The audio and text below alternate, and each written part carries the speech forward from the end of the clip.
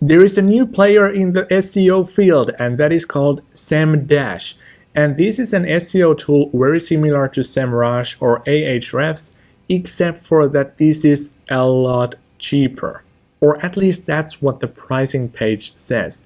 But in this video, I will actually figure out whether this tool is truly cheaper and whether it's actually worth the shot or not, and how it compares to, for example, Semrush, which has been always my go-to SEO tool. So once you have signed up to Semdash, this is the dashboard that you're going to see. And as you can see, if you have been using other SEO tools, it looks very similar to, for example, Semrush or Ahrefs or all these other top platforms. And that's actually kind of the point here. So Semdash is said to be this kind of a cheaper SEO tool compared to the top key players on the field. So one of the most important things I do when I use SEO tools is to do the domain analysis. So before I start a website in a specific niche, I want to be sure that there are other people that have found success within that niche, but also I want to make sure that the domains that I'm competing against are not too powerful in the eyes of Google and that they are not like some huge teams that are running the show, because competing against that would be pretty silly. So here, if you open up the domain overview report on the left hand side and you type in your domain here, you will open up a report like this. So for example,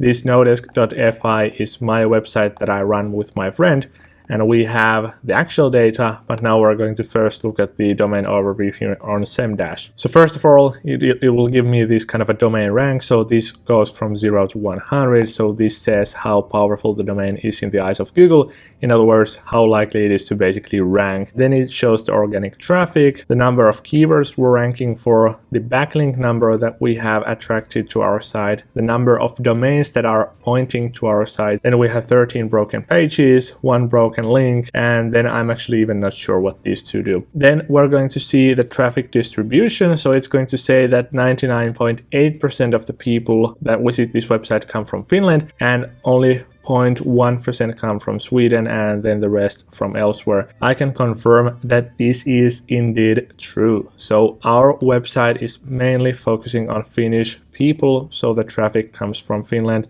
and there is a tiny portion of Swedish people that visit our website too. So this one is accurate. Then we have the organic position distribution. And for example, here you can see that we have from positions 11 to 20. So this is the second search engine results page. We have 291 keywords there. And then most of our keywords are ranking here between like top 5 and top 40 or 50. This is actually true as well, so this is pretty accurate. And then if we scroll down below, we're going to see the organic keywords distribution data, and here you can actually click these to add more of these into the view. So this is a very similar report to what you just saw here. So for example, here in November 2024, we had only like 124 keywords that are ranking in the top 5, and then we had 296 that rank in 4 to 10 positions, and so on. And then we get to perhaps the most important report here on the right hand side, which is the performance metrics. So you get to see the traffic of the website that you're looking for, and then the number of keywords that the website is ranking for. And here you can see that we have had 32,000 visitors like half a year ago, and then right now it has dropped to 17,000. And right now I can tell you these numbers are off by quite a bit, because in fact right now we only have like 6,000 people visit our website, and we have peaked around like 10,000. So these are off by a mile. So you actually might think that the website is doing way better than it truly is. Then also we have the ranked keywords section. So this one shows you what keywords this target website is ranking for. And based on what I see here, these look very accurate. So these are indeed some of the keywords that we are ranking for on the website based on the data that we actually have from Google. And also the top pages is pretty close. So I wouldn't say that these are exactly the way it is, because the top page is not, for example, this one. I think it might be this one. And also the traffic numbers are off by quite a bit. It still gets most of these right. So you see, like, if you click here and see the top 10 pages, probably 5 of them are at least accurate when it comes to whether they are the top pages or not, and then the traffic numbers are what they are. They might be off, they might be close. Then if you scroll down below, you find the top competitors, and this is where it starts to fall short. So some of these competitors don't really make sense to us because Nodesk.fi, that is the website that we operate, is an electricity deal comparison website. And for example, this one and this one are news websites that cover every single topic on the planet, basically here in Finland. Then we have a forum website, which also has topics from basically A to Z. And then we have an electricity broker website and then an electricity comparison website. So out of these 6 competitors, there's actually only one direct competitor in the list. And then if you scroll down a bit further, you will find the referring domains section and the backlinks section. So here you can see how many people or how many domains are pointing to our website, how many domains have linked to us. And just as I've mentioned before, I don't really worry about the backlinks or referring domains, so I never check these kinds of reports because backlinks occur naturally. So if you write good enough content, you'll get backlinks to it. As you can see, we have 300 backlinks and we have never ever built any single one of these links here. These reports in my SEO use case, these are not that useful, but I just want to mention it. And based on this quick look, this product looks promising. It looks like it's indeed a cheaper version of Semrush. But let's dig a bit deeper before I give you my final verdict. So first and foremost, if we head over to this performance metrics section here, you can see that it only takes the data or tracks the data back to October 2024. And this is a very short time period. So if I want to analyze the performance of this website, I would have to see further than this. And for example, if we open up Semrush as a comparison, which is my go-to SEO tool, and we search for Nodesk.fi in the domain overview section, here we can actually see that it allows me to check the traffic numbers for all time. So this one would allow me to go back like 13 years, almost 13 and a half years.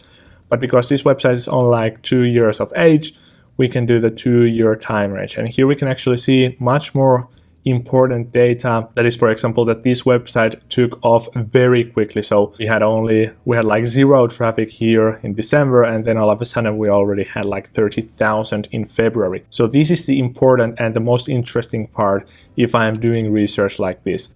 So that's when Semrush or Semdash, well, I'm messing up the names because they're almost the same.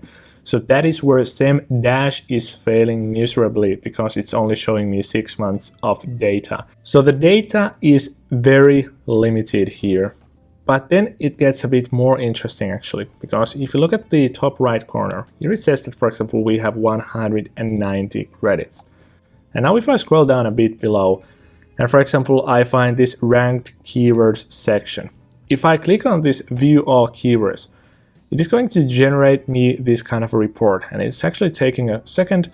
And here we have the report that shows me all the keywords that this website is ranking for. And now if we go back to this credit section, you can see that we only have 165 credits left anymore. And this is huge because let's go to the pricing page. Just an example, if you want to use the starter plan on Semdash, that is $29 per month. And it will give you 1,000 credits.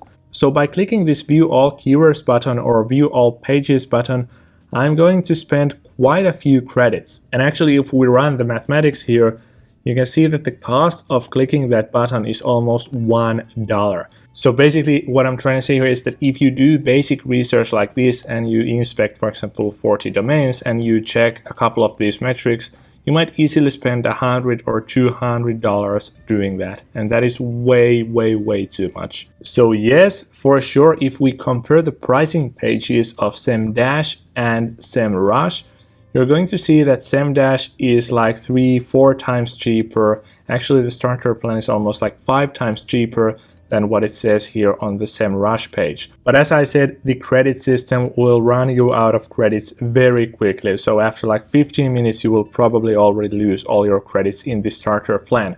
On the other hand, if you do the pro plan here on Semrush, you will basically never run out of credits.